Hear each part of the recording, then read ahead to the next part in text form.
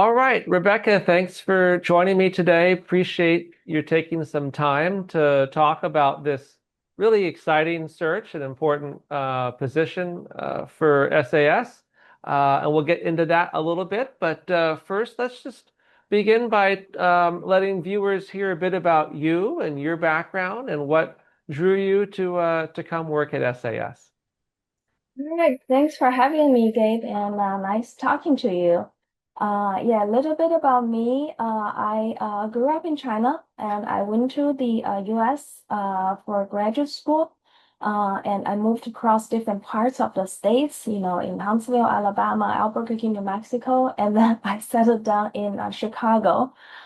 Career-wise, I spent my first 10 years with Motorola in Great Chicago area, had multiple job rotations within finance. And then I moved to Singapore and worked for a software IT company for about 5 years. And I moved back to China and have been working in Shanghai for the last 10 years with Johnson Controls and Activision Blizzard, a gaming company, before joining SAS. This is my second year working at SAS, but I have been part of the SAS community for 11 years. My son is an alumni of 2024, so I'm a proud SAS parent.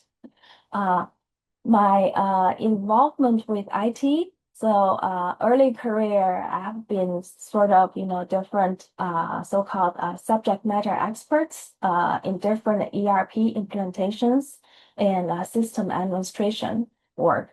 And then as I moved into managerial position, I've been sponsors and steering committee members for different system integrations, especially for post-merger system integrations, because I've been through a couple of merger acquisitions throughout my career. And also, I had the experience of working for a software company, tech company, and gaming company. And my recent involvement at SAS, from IT perspective, I've been heavily involved in IT procurement. Um, so that's just, so in general, I'm not a technical IT person, more of a super user per se. But I've been involved or partnering with with IT my entire career, through different stages of my career. I appreciate that. And your career has a great background, and you've worked in corporate, and you've worked in startup environments and larger environments, and you also have the school experience at SAS as a parent, so you know the community well. I had the privilege of being there once and visiting the campuses. So for those who haven't been there, just talk a little bit about the school and the environment, because from my perspective, it's a, there's definitely, you can tell it's a school community, but you can also tell it's an enterprise environment. It's large, it's fast-paced, and it kind of has that little bit of a corporate sort of dynamic to it, even though it is a school. So just tell people a little bit about the school itself. Yeah, so SAS, we have, great history. So SAS was founded in 1912, over 100 years of history. But, we're still, growing. And we have 3,000, over 3,000 students, 400 plus expat faculty. And then, the community is huge. We're talking about, faculty, staff, students, administration, parents, and then we have a lot of the service providers supporting the teaching and learning, and a lot of school activities. So it's a very vibrant environment. It is quite different from corporate, because we're talking about a people business. So you see, this vibrant environment, bring, all the teaching, the best teaching to our students on a daily basis. So it's quite exciting. And, this customer service, because we have different stakeholders, so customer service, and then, while balancing that, while making things happen, that's super important. Hearing different voices, that's super important, for this role.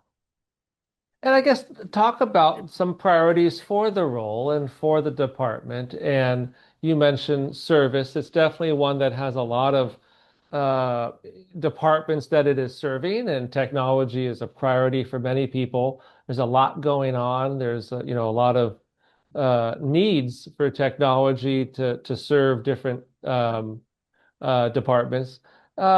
Just some early priorities or things that you know are on the horizon for the department. I would say, for this role, leadership is important. When I say leadership, I mean two things. One is the leadership of the team. So how to motivate, retain the talent, because this our IT director, technology director of technology will oversee a large team of over 200 employees across two campuses, and there's also some outsourced employees.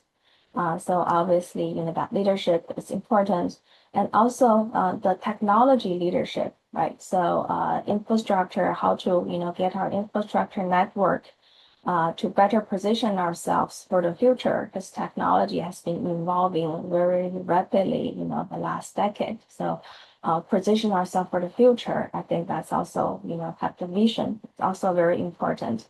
And also, the vision and then how to make that happen, how to, implement, all the,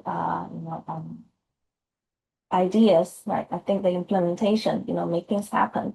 That's also important. And also, I think, as I mentioned, we have multiple stakeholders. There are faculty, staff, students, administration, parents, alumni, our service providers. So, their systems, IT is I think, the cohesiveness, of everything together. So design a system, kind of, bring everything together, to support the teaching and learning and also to support operations. I think that's something that, that's key for the operational leader or for the IT operational leader.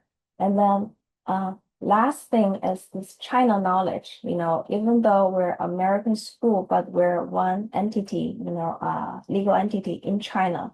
So that the understanding of what can or cannot be done in China, it's very, very important. Some of the systems, ERP systems that are very common outside of China may or may not be applicable here. So that local knowledge, understanding the global, but I know local knowledge is also important. So that's kind of the priorities, I think, for our next director of technology. Yeah, and your next director, I think it's gonna, like you said, it's gonna have a very exciting and important role, and they'll have a great team on two campuses, right? And there's two really big campuses, 3,000 students, about I think 600 or 700 employees. The technology department has about 20 or so people across both campuses. You run an operational department that's, and what, just for someone to just get a picture of like what it's like to run operations on these two different campuses. And I know the school talks about sort of two campuses, one school. How does that community come together? Maybe not physically, but just, and you were a parent, maybe you can speak to what it felt like to have a one community school, or just as the CFO, how do you create that sense of whole, even though you have two really big operational kind of campuses running simultaneously? What's that like? Yeah, so we really have this two campus, one school concept. So for my department, I have finance, I have procurement, and then this supporting function, IT. We really cover both campuses. So from physical perspective, we have team on each campus, and also the leadership. Right now, we travel across. And the practice are standard same. We use the same system. We use the same, practice or processes to bring things together.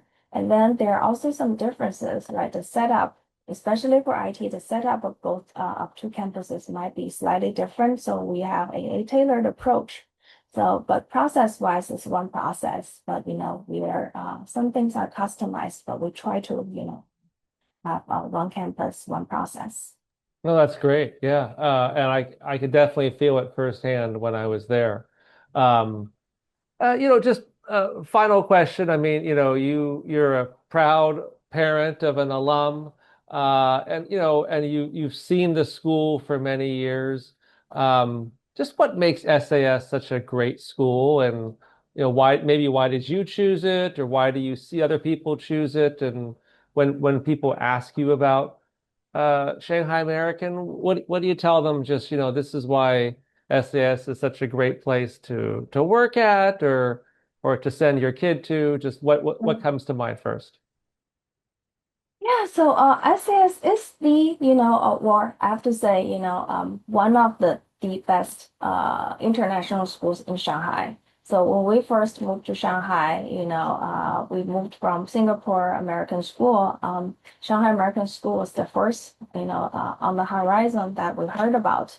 So naturally, then just started with SAS at the time, we didn't know, there are a lot of the other schools, but, our experience has been super positive. The community has been super cohesive. And then, there are a lot of the offerings. The school, not only teaches the kids academic, right? There are other,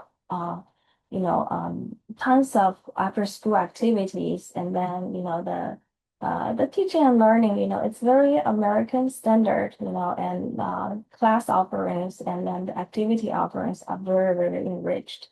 So I think, just going through this process, we had great faculty and staff members nurture the kids. So, like my son still goes back, whenever he's coming back on vacation, or holidays, still goes back to school. So, that, experience, I think it's something that's very unique that you feel like you're in China, but once you step on campus, you feel like, okay, you're somewhere like, in the States, you're back to the States. So that's something, I think very enriching.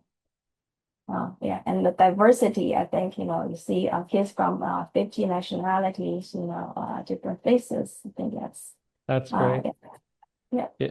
No, yeah, it was just a wonderful experience when I was there, and again, just a very vibrant, energetic, and exciting and collaborative community. Um, Kids are so talented. Like they're, yes, you see Oxford, you see, concerts, all over, across the campus at any time. So that's, exciting, seeing those, kids growing in the yeah. community. Yeah.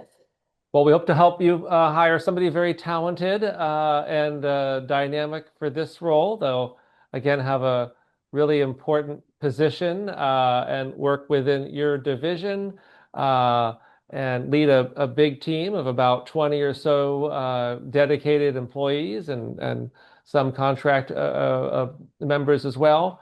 And just a great opportunity for at a fantastic school. So. Thank you, Rebecca, for your time, and we really appreciate the opportunity to work with you.